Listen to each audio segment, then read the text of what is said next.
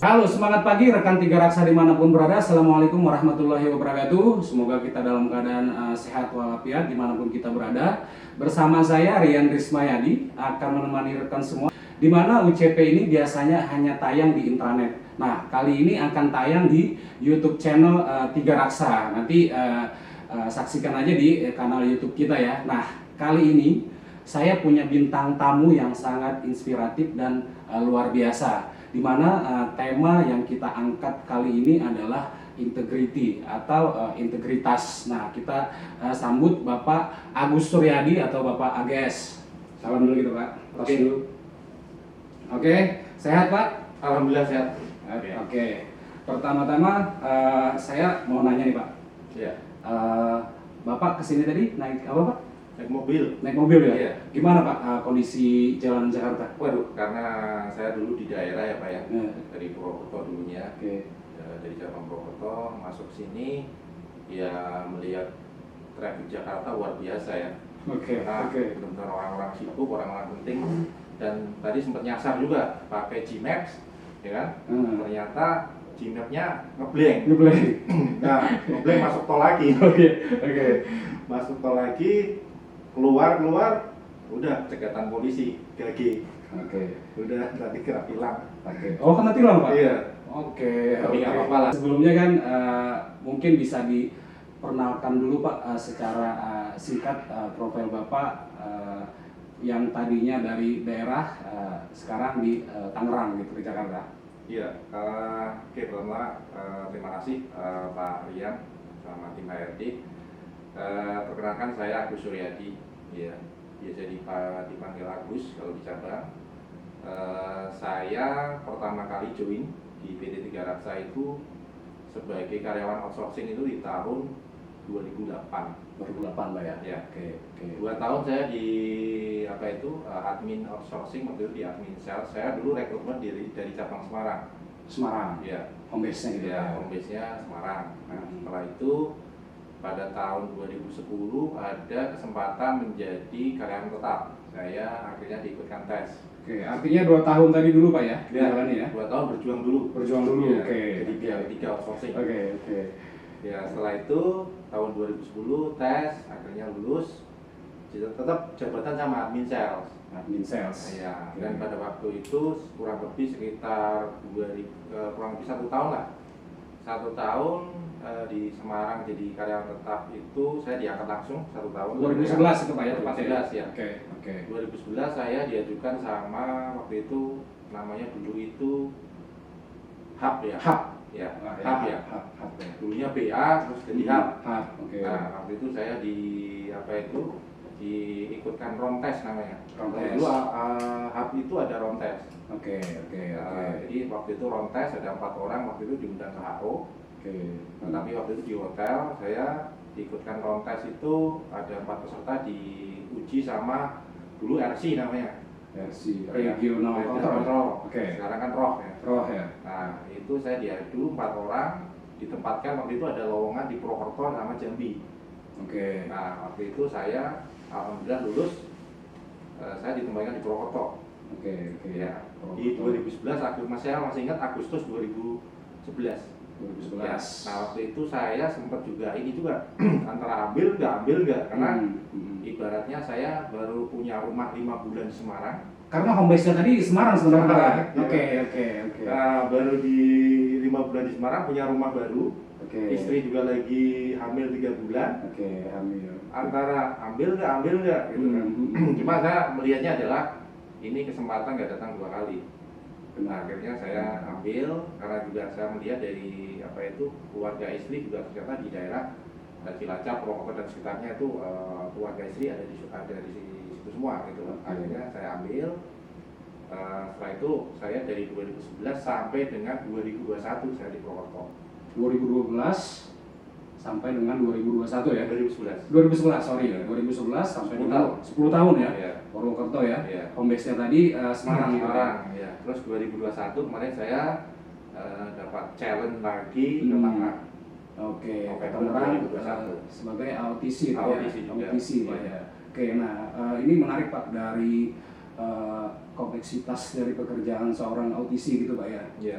Mungkin Bapak bisa kasih kita gambaran gitu ya, pengalaman yang tidak bisa Bapak lupakan sejauh ini sebagai seorang AOTC itu apa sebenarnya Pak? Kalau pengalaman banyak Pak ya. Oke. Suka dan duka. Oke, tinggal mana yang lebih banyak nih sebenarnya ya. Ya oke. Ya kalau bicara AOTC sukanya juga banyak, dukanya juga banyak. Oke. Ya kan? Oke. Tapi kalau saya melihat bahwa di Tiga Raksa itu memang perusahaan yang memang bagus dalam hal dari sistem pembelajaran terkait sistem karir juga, jenjang karir. Terus juga kompleksitas masalahnya dari A sampai Z ada semua. Ya. Terus kalau saya lihat sukanya, banyak sukanya kalau kita di bulan-bulan April Mei. Oke. Itu vitamin B. Vitamin B ya. Oke. Itu sangat ditunggu-tunggu ya. Sama di di akhir tahun ya. Desember. THT ya. Ya, cuma sukanya yang saya dapat ini adalah pertama saya masuk Tiga Raksa itu udah dikenalkan nama sistem SAP. Dan waktu itu perusahaan-perusahaan besar belum ada. Saya masuk 2008 itu Tiga Raksa udah pakai SAP. Padahal teman saya yang kerja di perusahaan lain yang di operasional seluler lah yang terkenal itu Bonafit itu belum pakai SAP. Saya juga sempat kaget tuh, luar biasa nih Tiga Raksa. Artinya Bonafit nih. Iya, Bonafit.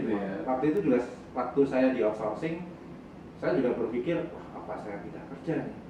Terus waktu itu saya dikasih input sama teman, jangan, perusahaan kamu itu besar, udah pakai sistem yang ya mumpuni lah. Ya gitu tentu perusahaan besar lain ada gitu kan, pakai SAP. Makanya waktu itu saya bertahan, bersabar, akhirnya saya jadi karyawan tetap dan juga berkarir naik karir jadi AOTC. Dan alhamdulillahnya adalah sejak dari saya admin ke AOTC itu saya juga punya tim. Jadi kita kerjasama waktu di admin itu kerjasama juga antar lini ya Pak ya. Karena kita nggak boleh namanya individu. Iya, kita kerjasama tim. Terus ketika saya jadi leader, saya juga punya bahwa menanamkan ke tim itu adalah jangan kamu hanya melihat orientasi hasil aja, tapi menghalalkan segala cara nggak boleh.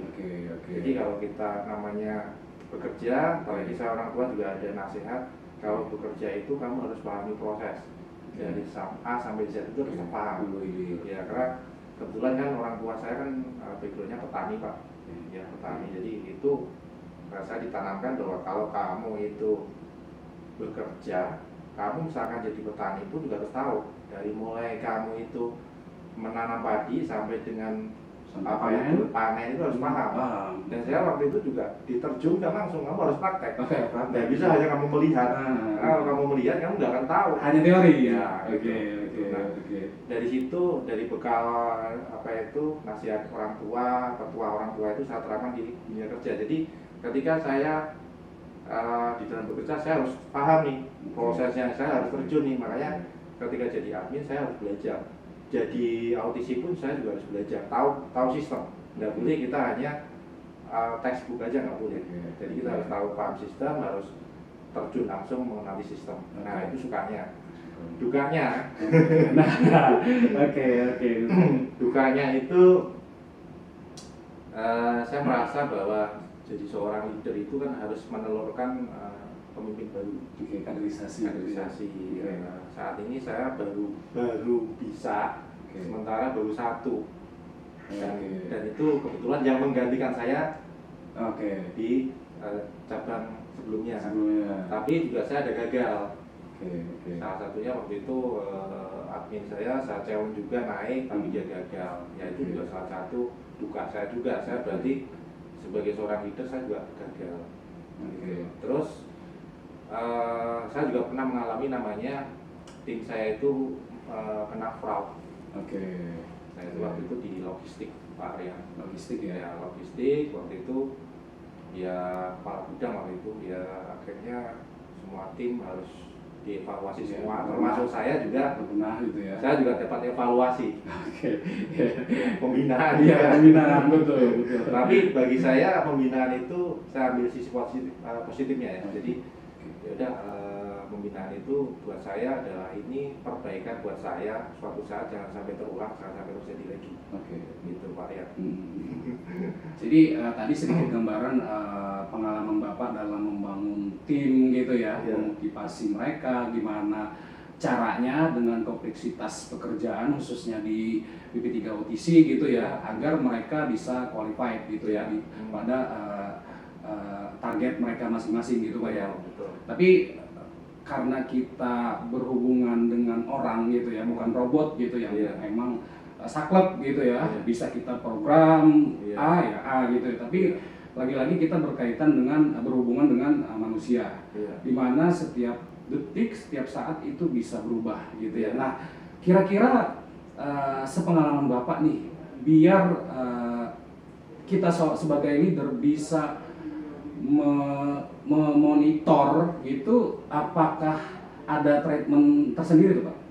Jadi kalau saya itu kan melihatnya adalah di bawah itu kita harus tahu karakter subordinat. Karakter subordinat kan beda-beda Pak ya. Jadi ada orang yang harus dengan cara halus, ada yang sedikit agak kencang, ada yang kencang. Jadi beda-beda. Beda-beda treatmentnya gitu ya. Kita harus tahu karena kita namanya orang itu kan subordinat pasti karakteristiknya beda-beda kan. Ada yang orangnya agak-agak harus dikencengin gitu kan.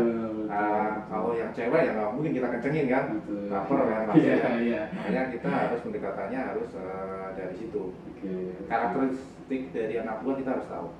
Terus subordinat kita harus tahu. Terus ketika ada masalah kita harus membantu mereka.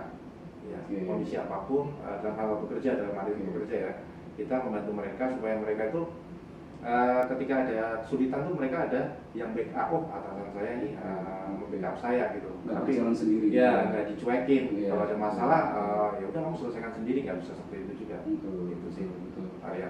Oke. Nah tadi kan dari beragamnya karakteristik tim kita gitu ya, khususnya untuk yang agak-agak rewel dan susah nih. Nah, ada treatment juga nggak Pak kira-kira? Bagi tim yang memang agak mungkin agak sedikit berbeda lah gitu dari yang lain. Kalau di tim cabang itu ada namanya, kita selalu dari top leader kita, kamu harus melakukan namanya coaching. Nah, coaching itu ya sifatnya dua pihak ini saling berinteraksi, menyampaikan apa sih visi yang mau dicapai gitu kan. Jadi misalkan nih anak buahnya misalnya subordinat atau bawahan ini ada kendala atau mungkin agak dikasih tahu juga agak-agak kurang sevisi, kita panggil, kita ajak diskusi kendalanya apa, kalau nggak bisa sejalan atau mungkin tidak menjalankan instruksi. Nah kita diskusi, cari kata sepakat, kita cari action plan, sama kita kasih batas waktu untuk eksekusinya. Artinya deadline yang jelas. Jadi kita lakukan coaching ya, itu memang lumayan efektif Pak ya. Efektif untuk treatment khususnya tim-tim kita yang mungkin agak karakteristiknya agak berbeda dengan yang lainnya gitu Pak ya. Betul. Nah, Bapak tadi kan sempat menyampaikan ke kita ya bahwa tim Bapak pernah tersandung kasus fraud gitu ya. Itu tadi KGU Pak ya. KGU. Nah, itu bagaimana Bapak bisa mengambil hikmahnya dan kemudian itu menjadi learning bagi Bapak untuk Bapak sampaikan ke tim semua gitu. Jadi mungkin hikmah apa yang Bapak bisa ambil? Hikmahnya adalah jangan sampai melupakan kontrol secara daily dan rutin. Daily itu kalau di gudang itu nggak boleh lepas dari daily, namanya daily sampling. Saya waktu itu memang saya mempercayakan dari KGU.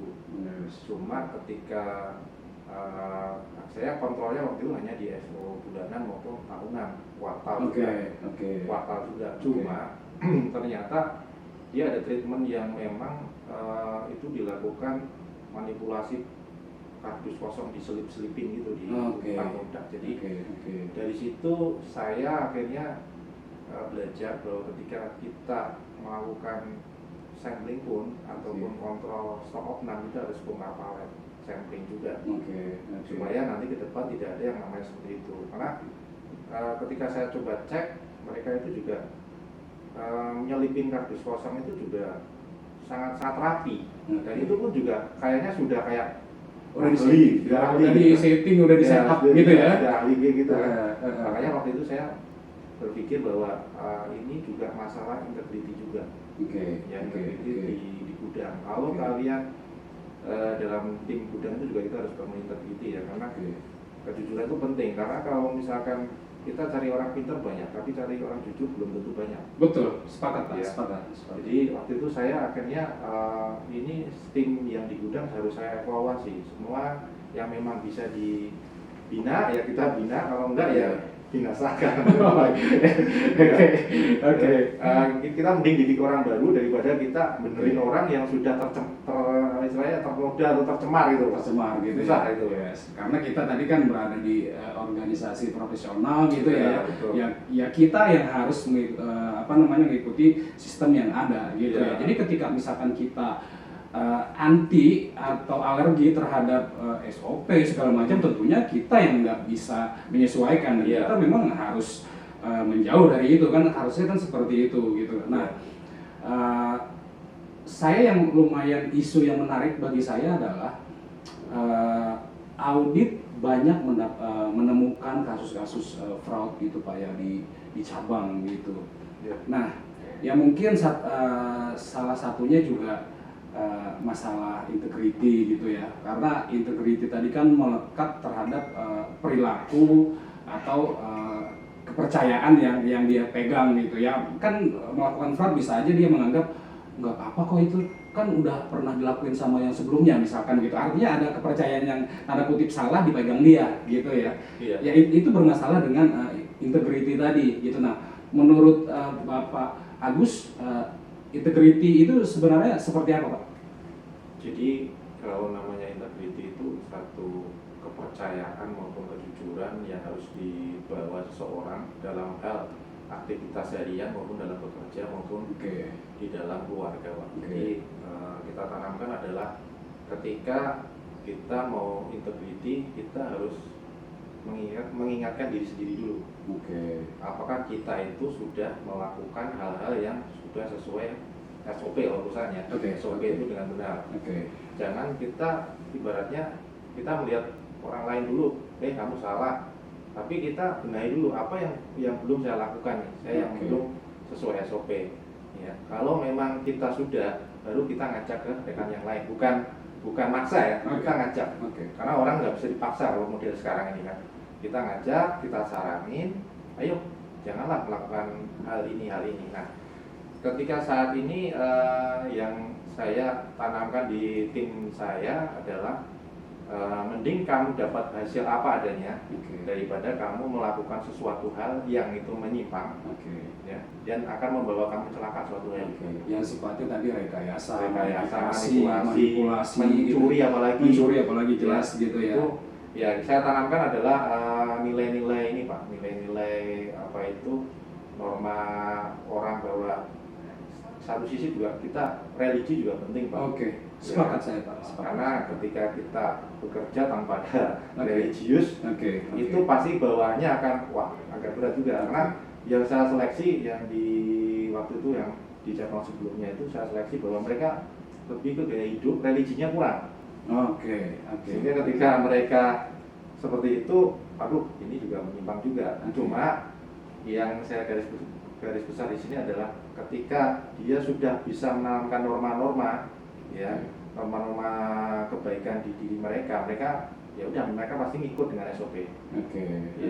Cuma pada saat saya benahi itu mereka saya tanamkan bahwa ketika kamu tahu resikonya, berarti kamu mending resign, ketahuan saya daripada ketahuan dari dia auditor atau apa. Jadi kalau misalkan memang ada hal yang memang mereka itu yang menyimpang, mending ngomong terbuka daripada ada audit segala macam malah kena gitu loh. Karena rata-rata awalnya mereka takut, terus melakukan kembali atau baik sengaja atau nggak sengaja itu mereka tutupin lagi dan akhirnya bisa menggulung gitu Pak ya, nanti meledak gitu ya. Karena selama ini orang itu kan biasa karena kenyamanan Pak. Pertama, orang karena kenyamanan, terus melakukan suatu hal yang kecil karena kamu udah kenal saya, kamu dia juga kenal saya, ya kan?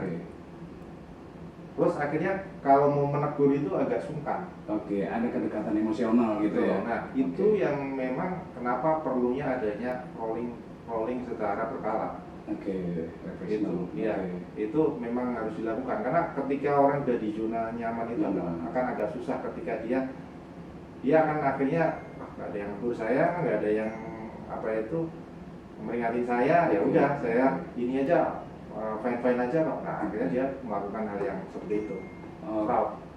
Apakah itu menjadi salah satu isu di cabang kira-kira Pak? Ada kedekatan emosional antara tim di cabang gitu, sehingga ketika ada ya kesalahan mungkin ya minor ataupun besar itu sebisa mungkin ditutup gitu, tanda kutip ya, ditutup gitu. Apa gimana ya kira-kira? Kalau saya sih melihatnya memang ada beberapa yang seperti itu, tapi nggak semua Pak.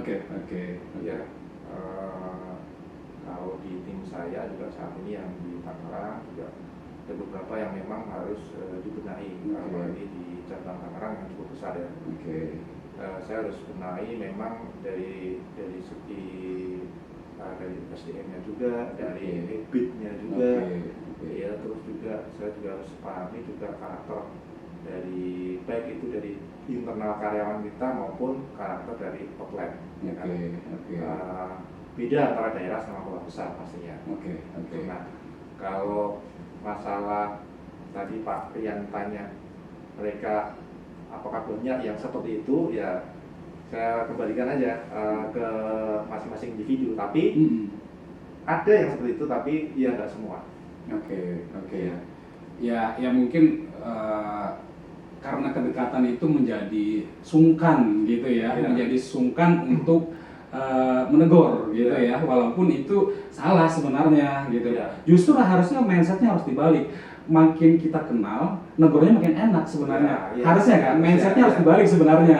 Tapi di kita pada umumnya, ketika makin kenal kok makin agak sungkan negor ya. Karena zona nyaman itu Pak. Betul. Mungkin udah kedekatan emosional dan zona sudah nyaman gitu. Dan juga kalau sudah zona nyaman itu akhirnya apa? Mereka bukan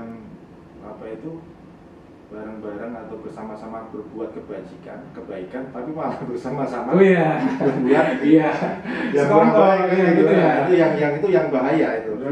Jadi mau membangun kerajaan kecil untuk menggerogoti organisasi gitu ya. Nah, ini kan tadi perjalanan Bapak terakhir di Purwokerto, terus ke Tangerang Pak ya. Perbedaan yang paling mencolok antara entah itu dari cabang yang relatif kecil sampai yang ke kota besar gitu ya, atau dari segi daerah ke kota besarnya gitu Pak. Salah satunya adalah dari sisi kemacetan pasti. Traffic tadi ya. Kemacetan itu kita di kota besar itu harus memplanning sesuatu itu harus secara timeline yang jelas. Terus yang ketiga itu tentu dari karakter orangnya kan pasti beda Pak. Di kota besar itu lebih pintar ya, banyak orang pintar di sini. Dan kita juga harus bisa meningkatkan skill kita, knowledge kita supaya bisa mengimbangi Pak. Terus juga saya juga harus menyesuaikan juga dengan adaptasi karakter outlet di sini. Karena beda banget. Contohnya gimana tuh Pak kalau kita boleh tahu? Jadi gini, kalau di daerah itu mereka outletnya karakternya itu nggak mau repot kalau dirusuhin dengan ditaki-taki sama orang. Oke. Kalau di kota besar itu kadang prinsipnya adalah kenapa kalau bisa ditunda bayar, kenapa harus bayar tepat. Oke. Nah itu yang bedanya di situ. Oke. Kalau di daerah, kebetulan waktu saya di Purwokerto dulu itu tokonya itu kalau kita agak push ke sales itu dia takut nanti saya dikejar-kejar sama tagihan nih, kolektor lah, dan orang kantor lah. Itu bedanya. Tapi kalau di sini kadang Ya walaupun ditagih pun kita ditagih aja sama salesnya gitu kan. Terus juga minggu depan, jalan minggu depan, tadi buat bayar ini gitu kan misalkan. Terus juga ada yang agak tokonya yang agak susah nih, kadang gini-gini aja, Pak, udah saya udah sama salesnya. Jadi kita belum ngomong aja udah gini-gini. Iya, memang itu sangat jauh berbeda Pak ya. Juga, ya. Oke, ini yang terakhir Pak gitu. Mungkin Bapak ada kesan-pesan yang bisa disampaikan ke rekan tiga raksa kita nasionalnya. Apa kira-kira Pak? Ya, buat teman-teman khususnya audisi maupun jajaran di bawahnya, pesan saya, kita itu bekerja adalah salah satu ibadah. Itu yang pertama. Yang kedua adalah integriti itu dimanapun harus dipegang teguh, karena kita bekerja dimanapun ya pasti yang dicari nggak cuma orang pintar, tapi pertama adalah orang jujur. Ya, karena orang pintar belum tentu dia juga jujur. Banyak juga orang pintar yang kepentingan banyak juga. Minterin gitu ya. Minterin. Terus buat teman-teman tetap semangat ya, karena integriti itu meskipun itu pahit tetap tegakkan ya, karena suatu saat teman-teman kalau misalkan berkembang di luaran bisa lebih sukses, karena integriti itu adalah dimanapun itu dipegang teguh, baik di pekerjaan maupun di usaha. Ya, misalkan ada yang punya usaha atau apa, yaitu kepercayaan itu penting, karena ketika kita nggak punya kepercayaan ya nggak mungkin kita akan bisa lebih sukses, akan lebih tinggi lagi karirnya. Itu Pak ya. Oke, terima kasih Pak Agus. Sama-sama Pak kita ya. Sudahi. Tentu sangat menarik ya perbincangan kita kali ini terkait integritas. Tadi ada beberapa poin yang bisa kita ambil, itu salah satunya pemaknaan terhadap pekerjaan ya. Kalau misalkan kita memaknai pekerjaan kita sebagai suatu ladang ibadah, tentunya kita akan serius dan melakukan pekerjaan dengan apa adanya dan sungguh-sungguh gitu ya. Jadi pada UCP kali ini mudah-mudahan rekan tiga raksa dimanapun berada bisa mengambil poin-poin baiknya ya dari perbincangan kita hari ini. Nantikan tayangan ini di kanal YouTube Tiga Raksa. Saya sudahi. Assalamualaikum warahmatullahi wabarakatuh. Semangat pagi. Oke, ini Pak.